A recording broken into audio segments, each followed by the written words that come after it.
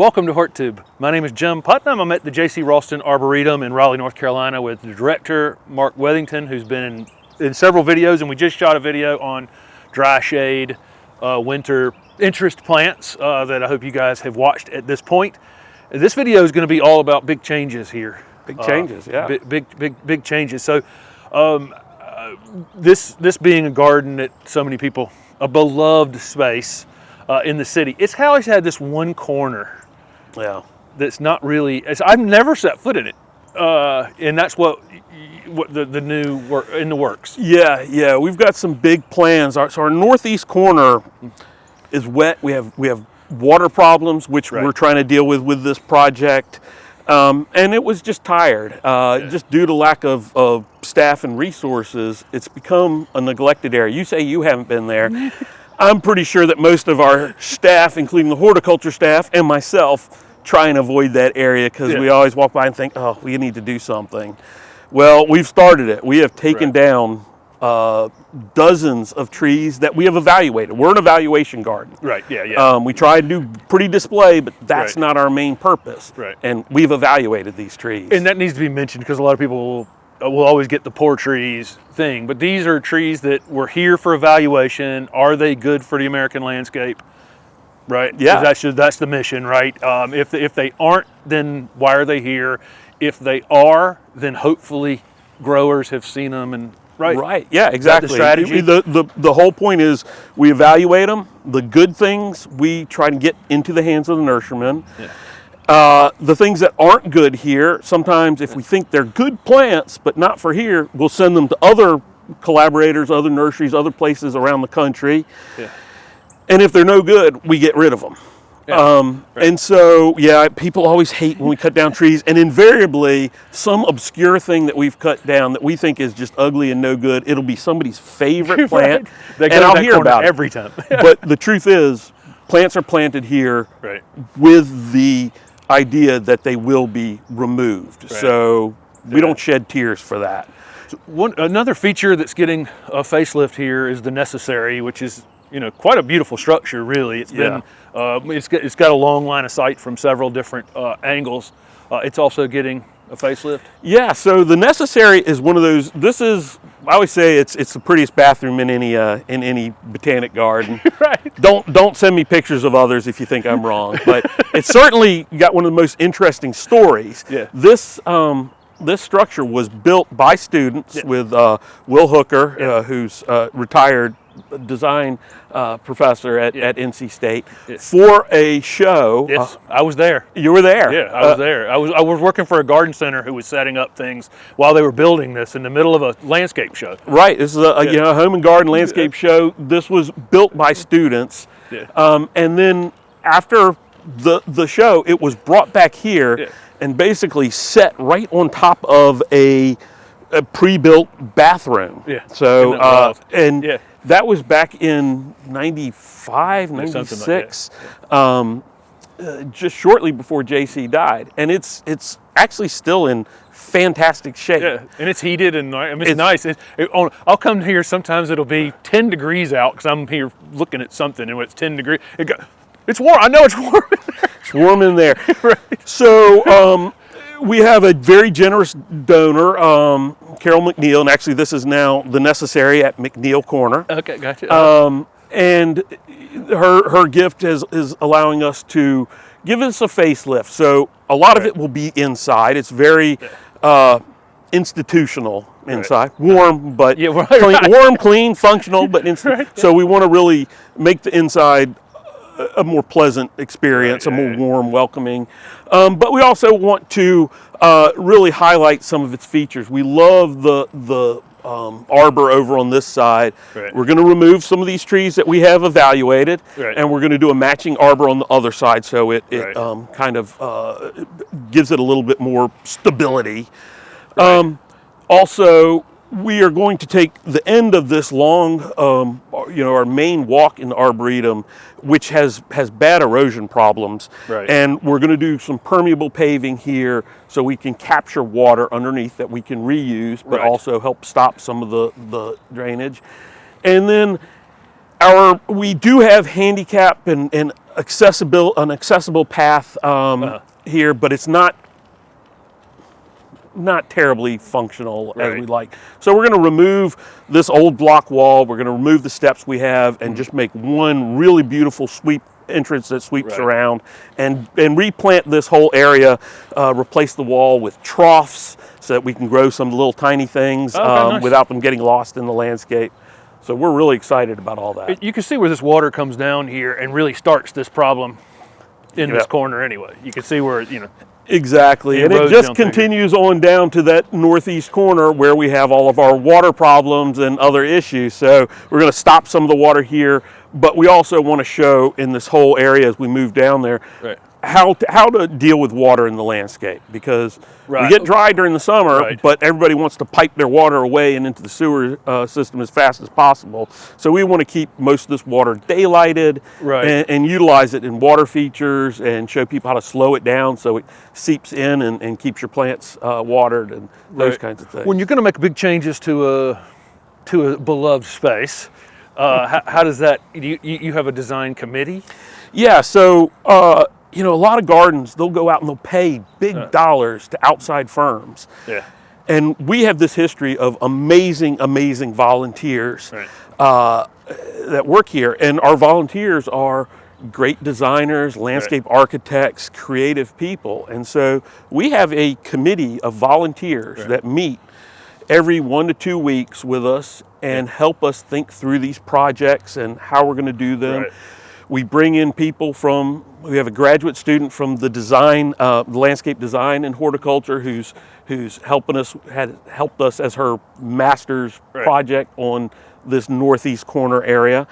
And that really allows us to have both the design, the creativity, but also the history of the Arboretum. And these are people who are really steeped in our mission, what we're here for. And so they get it. We're not like a lot of other gardens. We do cut down lots of trees and we do change constantly, and they get that and help us with that kind of thinking. One of my friends is on your design committee, Suzanne Edney. She's been involved in a lot of the Suzanne Edney has been involved. She and another designer who unfortunately passed away a few years ago, Harriet Bellergeau, actually started the design committee. Gotcha. Shortly before I started here in 2007, they came to the director at the time, Denny Werner, and said, we'd like to help you with a physical master plan. And he said, great. And they gathered some people and they started meeting every week. And when I came here, we met every week. And we did starting at the rooftop and the scree garden, the xeric garden, all the way up along much of the western part of the Arboretum. And really all the way up to the center part of the Arboretum. The one area that has never been touched is this northeastern area. This is the spot I get to pretty much, and then I turn because it's always kind of wet back here. Exactly. It is a mess. And that's, this is that water we're dealing with. And that's a real issue with homeowners. Sure. The way. And you can see there's erosion. We have some problems with plants because of the water, and it's not because water's a problem. It's because we're not dealing with the water in a good way. And we don't want the water to leave the property, and we don't want it just rushing through. So we're going to be showing some different ways to deal with water as we go through. And that's super helpful, because the way houses are built they're using every square inch of the property that they bought to put as many houses on it as they want, as they can. People do have lots of drainage issues. They do. And water's, we kind of forgot after 2007, when everybody was concerned about water, we went back to just watering it, and it's not sustainable, even here in the wet eastern United States, to be watering everything all the time. We've got to be a little bit more careful about how we deal with our water. Well, and how we manage our water, for sure. I mean, we haven't added, this is one of those, I go to a meeting every year about water sustainability in the Southeast. It's people don't, again, you don't think about it because we get this amount of rain, but we haven't added any capacity. We've added a lot of people and have added zero capacity. We haven't built a dam in you know, or Right, yeah. or added water. So it is something we have to be concerned about. And as you get farther east in North Carolina and all down the coast, the water that they're using in wells is getting saltier and saltier. It's getting, you know, it's a real problem for the nursery industry who are relying on that water. So we need to think about it. So you've cleared out some of the corner back here. Yeah, we're going to we're walking to what for some people is now the ugliest piece of the property. Right. In some cases, people thought that before. Right. But what I see is one of the prettiest pieces now, Right. because I love a clean slate. Right, yeah, right. It's a lot of fun. Yeah. So, as you know, this is the beautiful sight line we have is, you know, our good friends at Capital City Lumber. Right. Yeah. And Barrel Road, and on the other side, a railroad that comes through several times a day. And 440, or interstate. Interstate. Yes, right. And so we want to mitigate some of the noise, block some of the sight lines, but also grow more plants. So these plants that have been evaluated, we took them out. Right. And you'll use this. This gets chipped up and feeds the next. All this material has been chipped up. We've got it kind of in our back 40. Yes. Yes. And we'll use it as fresh for some of our paths. Yeah. We will use it as it breaks down, some as mulch. Right. But we also take those chips and mix them in with our other compost, and it makes a really, that helps bulk up the compost and makes it really good. And we use that all over the Arboretum. It's, you know, we couldn't live without it. But the plan is from our very northeast corner, have a series of large berms. We're talking 6 feet tall as they step down. That you can see from both sides. You can drive around, but you know, when you take a flat piece of ground and you berm it up, all of a sudden you've got exponentially more space. Right. And you can do some interesting things on there. We mentioned when we were talking about some other plants about slopes. Yeah, right. And a lot of plants really grow much better on slopes than they do flat. Yeah. A lot of herbaceous plants, smaller shrubs, you know, azaleas and rhododendrons, those things that don't like wet feet. Heucherellas, tiarellas, all those things. They love that slope. Flat clay space is death. Yeah. Put them on any kind of slope. And you're basically just doing a raised bed, but that's pyramidal. And we know how great plants do in raised beds. So, and the other benefit is for a place like us that grows a lot of trees, when you do a large berm like we're talking about, and you put trees and shrubs, bigger shrubs on the top of that, sunlight still can get through on that southern side. You're not shading everything out, whereas if you're flat and you put a tree there, you're kind of shading everything under it. And our berms will be running east-west, and so we'll have this great sunny southern side, and then we'll have a great shady northern side, and so we'll really be able to mix up the plants that we use. Yeah. Now, you're thinking about putting some sort of water feature in the corner that will get people to go to the... Yes. So the plan with this great design student we had is to do a really nice kind of plaza meeting area with this beautiful water feature. And the water feature is actually a really interesting thing.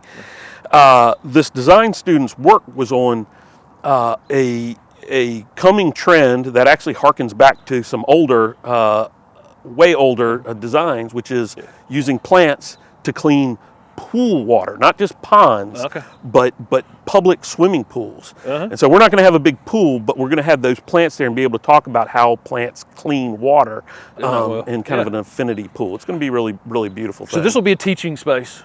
I mean, if you're showing people how to get the water to move through here, maybe how to, obviously the drainage issues, creating space from where there isn't spot, and then you'll have what? So and we're going to really turn this from one of the least visited areas in the garden to a really exciting dynamic space. So we're excited about it. Soil's already arriving for the berms, and so it's underway. Yeah, we we always talk about, you know, with all these other things, reduce, reuse, recycle. Yeah. Well, you know, when projects being done, they scrape away all that topsoil. It goes somewhere else. Sometimes it gets reused. Yeah. Project going on in NC State, they had topsoil. We needed soil. You know, we made an arrangement and they brought it here for us. Yeah. So we'll be moving soil out here in the coming weeks. So this isn't not in the way of anyone visiting. This is a corner separated, so the rest of the garden is... Rest of the garden is open.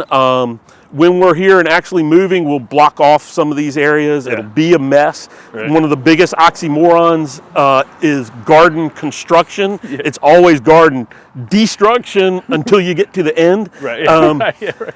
So some of this will be viewable as we're doing it, but we'll, you know, keep people out of the actual muck and mess back here. Nice. Well, this will be super interesting because, again, this has been, the, you know, for those of us who really, really love this space, it'd be great to have this part be usable. Exactly. Going forward. And it's something that, you know, you talk about teaching those berms.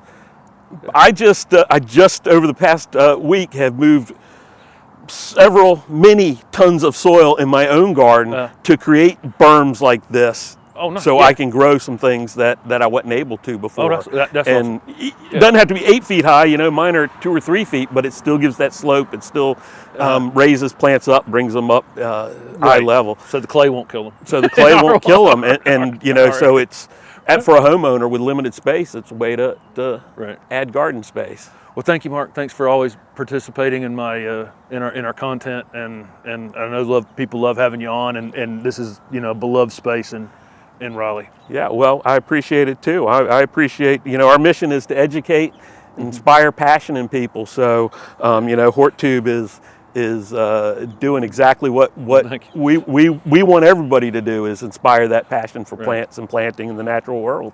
Nice, awesome. Thanks for watching, guys.